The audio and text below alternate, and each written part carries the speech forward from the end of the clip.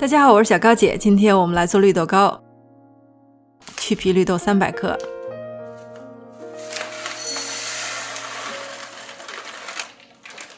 检查一下，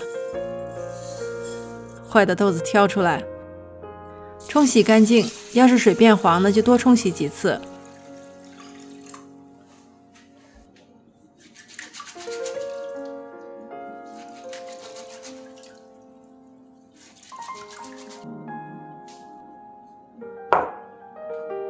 再次加入水，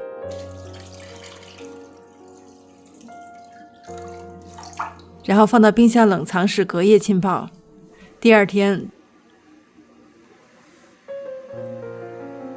豆子已经泡开了，放到蒸锅上小火蒸45分钟。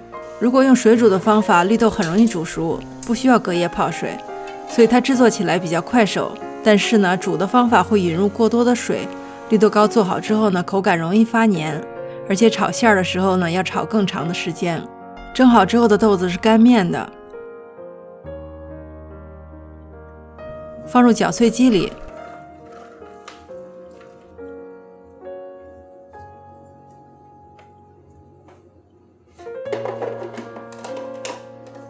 打碎。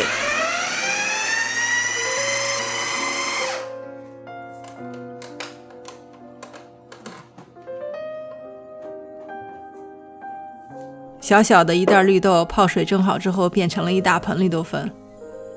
锅里放入黄油，小火加热到融化。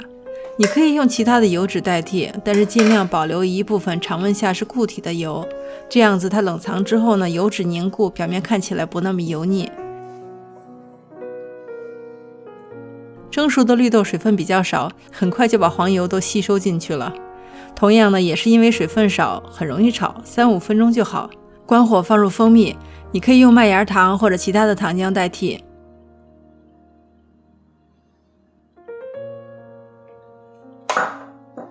我不再放糖了，因为后面的红豆沙馅比较甜。你可以尝一尝绿豆沙的味道，如果需要呢，再放一点糖。盖上盖子放凉一点。买来的红豆沙剪去一个角，挤出来一点，用勺子把它刮下来。这就是一个内馅儿，你不需要称它的重量，内馅儿不大，它的误差会很小。绿豆沙放凉一点了，看起来比较松散，但是一捏就成型。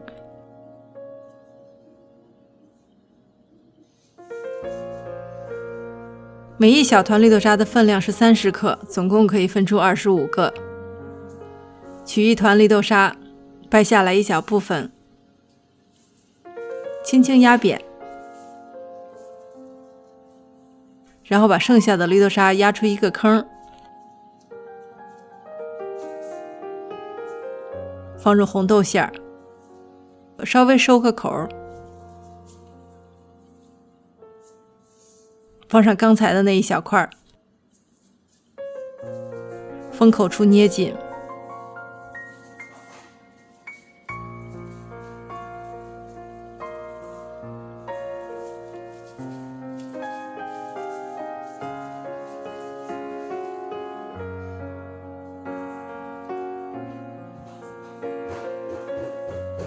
你也可以直接用模具压，一小团绿豆沙也是先掰下来一小块，把大的一块放入模具中，底部和边边都压下去，放入红豆馅儿，盖上刚才掰下来的那一小块绿豆沙，封口，直接就可以把绿豆糕压出来。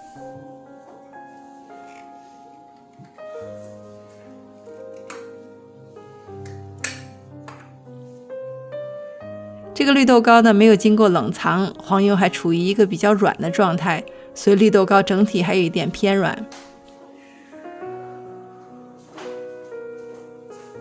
掰开看看，红豆馅儿刚刚好在绿豆糕的中间，红豆馅儿不会露出来，其实露出来也没有关系。其他包好的绿豆糕直接用模具压出来，放在盒子里冰箱冷藏保存，可以放1到2天。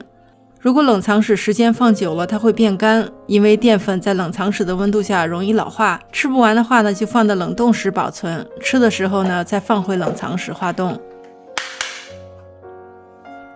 看看冷藏之后的绿豆糕，蒸出来的绿豆水分含量少，在炒制的过程中呢，吸足了黄油中的油脂，而且它是纯蜂蜜的绿豆糕，细细品味它的时候呢，味道非常香醇甜美。谢谢大家收看，我是小高姐，我们下期再见。